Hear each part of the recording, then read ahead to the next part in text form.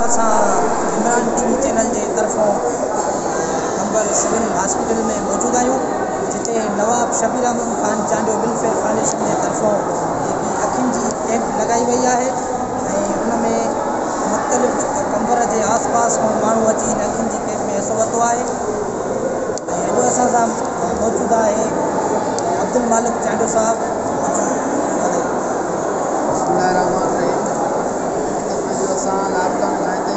साहब ऐं असीं आयासीं ख़ासि कैंप जे करे जेका नवाब शबीर ट्रस्ट जे तरफ़ां आहे, जिते अचे इंतज़ामात में असां मामलत कयूं।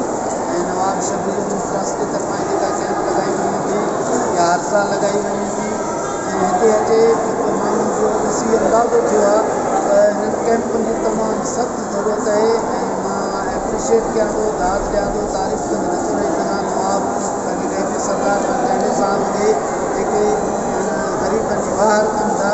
ऐं मथे असां जेका रश ॾिठी आहे उनता तमामु घणी रश आहे, तमामु वॾी पब्लिक आहे ऐं परे परे इलाइक़े खां माना जागीर खां मुख़्तलिफ़ इलाइक़नि खां माण्हुनि खे पूरा इलाइक़नि खां अचनि था ऐं हिन कैंप जो तमामु घणो फ़ाइदो मिलंदो। तमामु जागीर इलाइक़े खां माण्हू आया जेके ग़रीब मिस्किन हुया। मां सलाम नवाब साहब ग़रीबनि जी ख़िदमत करे रहियो आहे।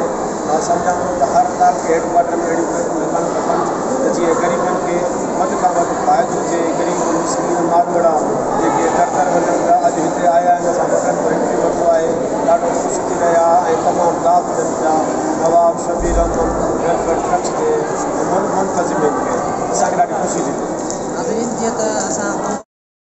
जीअं त तव्हां ॾिसी रहिया आहियो, असां अॼु कंबर सिविल अस्पताल में मौजूदु आहियूं, जिते नवाब शबीर अहमद ख़ान चांडियो वेलफेयर फाउंडेशन जे तरफ़ों जेकी अखियुनि जी कैंप लॻाई वई आहे। हिन कैंप जो 3 ॾींहं सिलसिलो जारी आहे। कंबर जे आसपास इलाइक़नि खां अची जेके ग़रीब मिस्किन जेके अखियुनि जे नूर खां ॾिसी रहिया आहियो त जेके मर्दनि जो तादाद आहे ऐं औरतुनि जो तादाद आहे, तमामु हिकिड़ी सुठो कमु हली रहियो आहे। डॉक्टर कराची खां मुल्तान खां कई आया आहिनि जेके ऑपरेशन करे रहिया आहिनि। अॼु असां सिविल हॉस्पिटल में मौजूदु आहियूं, जिते नवाब शबीर अहमद वेलफेयर फाउंडेशन जे तरफ़ों जेकी अखियुनि जी कैंप लॻाई वई आहे ऐं असां सां डॉक्टर साहब मौजूदु आहे, वकील डॉक्टर साहब मौजूदु आहे, अहमद अली चांडियो। ऐं कुझु ॻाल्हियूं साईं को हिन कैंप जे हवाले सां पुछंदासीं त हिन कैंप में ग़रीबनि ऐं जेके मिस्किन कंबर जे आसपास इलाइक़े खां आया आहिनि ऐं हिन ऑपरेशन जी कई वञनि में कहिड़ियूं सहूलियतूं आहिनि। बिस्मिल्लाहिर्रहमानिर्रहीम। त ये कैंप अरेंज कई वई आहे नवाब शबीर अहमद फाउंडेशन जे तरफ़ां, जेका सालियानी हर साल लॻंदी रहंदी आहे। हूअं बि असां सर्जरी रूटीन में कंदा रहंदा आहियूं, हिते हर वीक में एनालिस्ट कंदा रहंदा आहियूं। हे माशाल्लाह कैंप सालियानी शबीर अहमद साहब जे फाउंडेशन में लॻंदी रहंदी आहे। हिन में तक़रीबन असां 8 ऑपरेशन जो टारगेट रखियो आहे। ऑपरेशन थींदा इंशाअल्लाह ताला। तव्हां चक्कर नहीं आया मरीज़नि जो तइदाद बि तमामु सुठी ओपीडी अची वई आहे। हूअं बि मरीज़ असां बुक कया आहिनि काफ़ी 2 ॾींहंनि खां वठी। कैंप जो जीअं शेड्यूल आयो त तीअं असां मरीज़ रखूं पिया ऑपरेशन से ऑपरेशन सभिनी खे लेंस विझंदासीं। साईं खे पुछंदासीं जेकी कैंप लॻी आहे नवाब शबीर अहमद वेलफेयर फाउंडेशन जे तरफ़ों, ऐं हीअ कैंप घणा ॾींहं हलंदी आहे?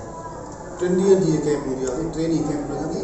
अॼु 26, 27, 28 तारीख़ 3 ॾींहं कैंप हलंदी इंशाअल्लाह। ऑपरेशन बि डॉक्टर साहब असांजा दोस्त आया आहिनि, 12 बि आयो आहे, साईं मुल्तान जो आहे, उहो बि सर्जरी कंदो। मुल्तान खां डॉक्टर साहब आहे, डॉक्टर रशीद साहब ऐं डॉक्टर बबलू स्पीकिंग आहे। साईं को कुछ विचार पूछना जी इंशाल्लाह 3 रोज़ा कैंप है जो 26, 27, 28 को चलेगा। हमारा टारगेट है तकरीबन 1000 तक की सर्जरीज में है इंशाल्लाह हम करेंगे और लेंस भी डालेंगे सब मरीजों को इलाज होगा। साईं कुछ विचार जी त बिस्मिल्लाहिर्रहमानिर्रहीम। ये कैंप असां नवाब शबीर अहमद चांडियो फाउंडेशन जी तरफ़ खां उन्हनि जे सहकार सां लॻाईंदा आहियूं। हीअ हर साल ते लॻंदी आहे। 3 ॾींहंनि जी कैंप हूंदी आहे। हिन में असांजे कंबर जीअं त हिकिड़ो रिमोट डिस्ट्रिक्ट आहे, हिन में सिहत जूं सहूलियतूं एतिरियूं मुनासिबु कोन्हनि खे, उनजे करे हीअ कैंप असांखे ॾाढो लाभ ॾींदी आहे। ऐं ख़ासि तरह सां हुयूं असांजा जेके गेबीदेरो यूनियन काउंसिल या ॿिया जेके यूनियन काउंसिल आहिनि, उन्हनि जा इलाही सारा मरीज़ हिते ईंदा आहिनि। असांजो टारगेट आहे त हिन कैंप में 3 ॾींहंनि में असां 1000 खां वधीक सर्जरीज़ कयूं ऐं इंशाअल्लाह असां पंहिंजो टारगेट पूरो कंदासीं।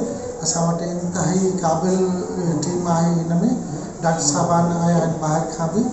सैलानी वेलफेयर ट्रस्ट के ताउन सां हीअ कैंप जेको आहे जो हिते हली रही आहे। हिन में साइंटिफिक बुनियादनि ते जदीद साइंटिफिक बुनियादनि ते सिहत जूं अखियुनि जे ऑपरेशन जूं सभु सहूलियतूं मौजूदु आहिनि। नाज़रीन, जीअं त तव्हां डॉक्टर साहबनि जा वीचार ॿुधा जेकी नवाब शबीर अहमद वेलफेयर फाउंडेशन जे तरफ़